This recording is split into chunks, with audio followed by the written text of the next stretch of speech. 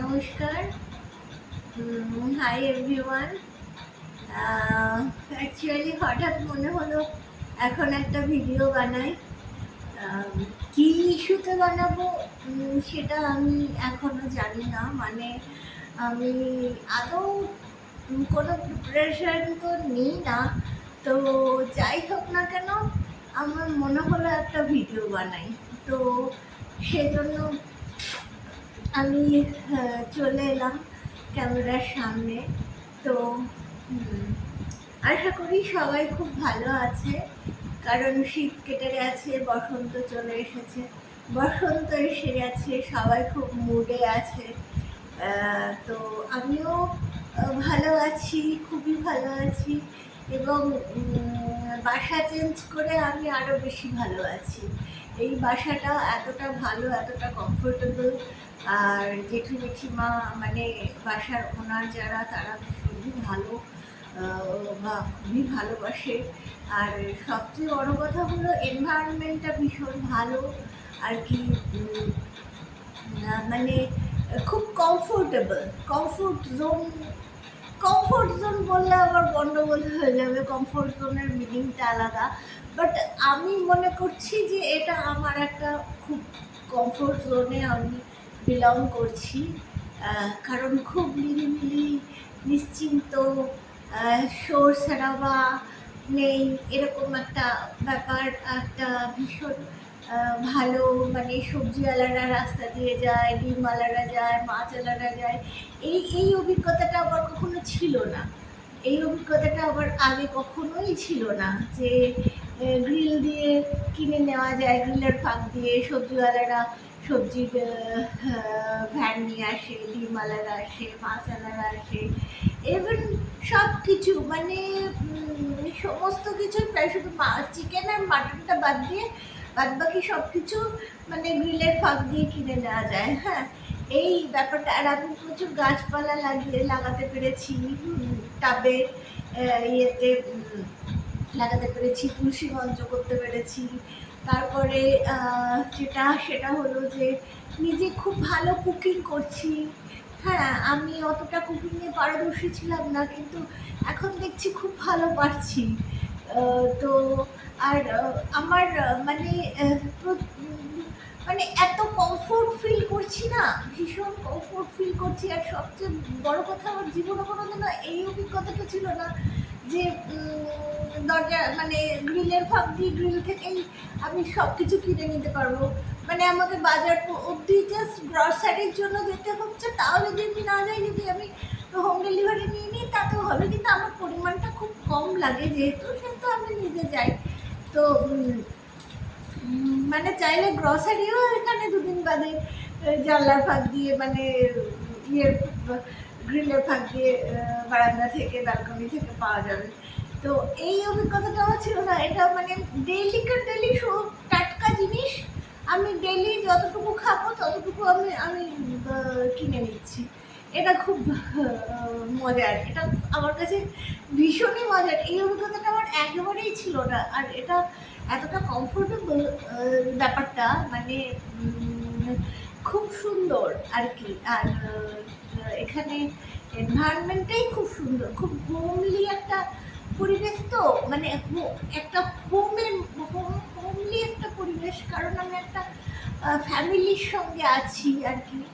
তো সেই জন্য এটা এত সুন্দর যে আমার মানে অভিজ্ঞতাটাই পুরো পাল্টে গেছে জিনিসটা। মানে আমার মনে হচ্ছে আমার বাচপনটাকে ফিরে পেয়েছি। মানে ছোটবেলায় এইরকম ব্যাপারটা ছিল, একদম পুরো ছোটতে, একদমই ছোটতে কুচ্চি কুচ্চি যখন ছিলাম, তখন এই ব্যাপারটা ছিল আমাদের।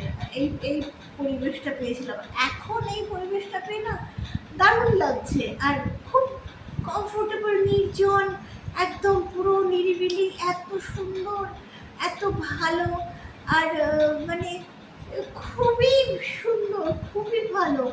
আবার এই অভিজ্ঞতাটা আমি শেয়ার করার জন্য, আর সবচেয়ে মজার কথা যে গ্রিলের ফাঁক দিয়ে আমি সবজিওয়ালা, ডিমওয়ালা, মাছওয়ালা, মুড়িওয়ালা, যা চাও তুমি সব, শুধু চিকেন মাটন বাদ দিয়ে। চিকেন মাটন তো আর রোজ খাওয়া যায় না, ভালোও লাগে না খেতে, আমার তো অত ভালোই লাগে না। তো আমি একটু মাছ ভক্ত, ডিম ভক্ত, তো যাই হোক না কেন, আর সবজি ভক্ত, যাই হোক না কেন, এই অভিজ্ঞতাটা দারুণ। হ্যাঁ, আমি একটা কিচেন গার্ডেনও করেছি ছোট্ট মতো, তুলসী মঞ্চও করেছি। তো সব মিলিয়ে একটা খুব সুন্দর একটা পরিবেশের মধ্যে আছি। তো যাই হোক না কেন, তো এই সুন্দর পরিবেশটা মেনটেন হোক, সেটাই আপনারা, তোমরা সবাই উইশ করো, এবং আমি যেন আরও কমফোর্টেবলি থাকতে পারি, আরও স্বাচ্ছন্দ্যপূর্ণভাবে থাকতে পারি নিজের খুশিতে, নিজের মতো করে। আমি অ্যাকচুয়ালি কারোর সাথে পাশে থাকা মানুষ তো নই, আমি একেবারেই সাধারণ একটা মেয়ে, খুবই সাধারণ মেয়ে, এবং খুবই সাধারণ দেখতে, খুবই সাধারণ আমার আচার আচরণ, খুবই সাধারণ আমার পোশাক আশাক, এবং খুবই সাধারণ টাইপের একটা মেয়ে, এবং কালো মেয়ে, গায়ের রং রীতিমতো কালো। তো এবং আমার তাতে কোনো রকম কোনোদিনও মানে হীনমন্যতা নেই, আমি নিজেকে নিয়ে কখনো হীনমন্যতায় ভুগিনি, কারণ আমার বাবা মা, দাদু দিদা, জ্যাঠা জেঠিমা সবার আদরে আদরে এতটা প্যাম্পার যে আমি কখনো হীনমন্যতায় ভুগিনি, ভুগতে হয়নি। আমি নিজেকে এতটা ভালোবাসি না, ওই জাবুই মেটের গীতের মতো।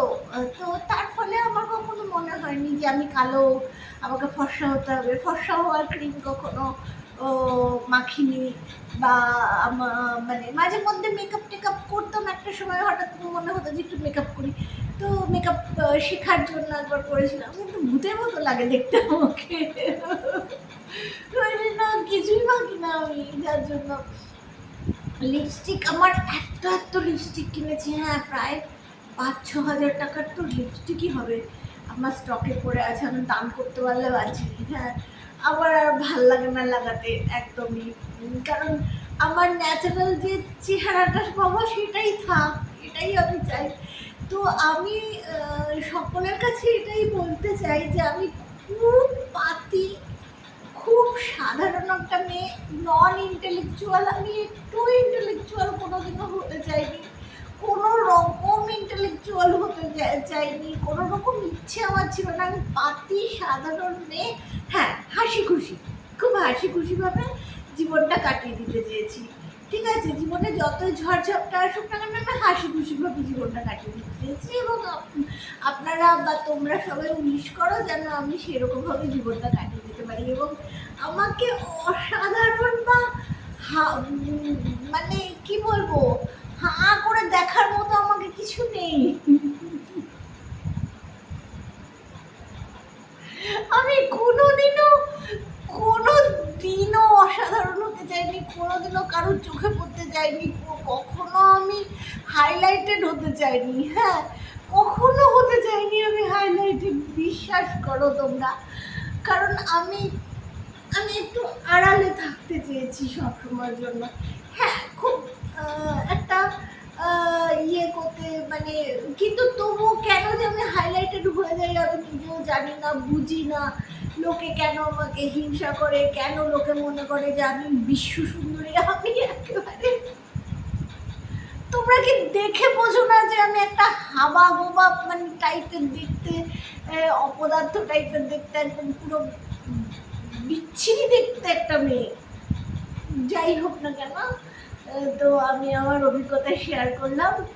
তোমার যদি মনে হয় তো ভিডিওটা দেখো পুরোটা, এবং ভালো লাগলে লাইক কমেন্ট করো। নমস্কার, ভালো থেকো সকলে।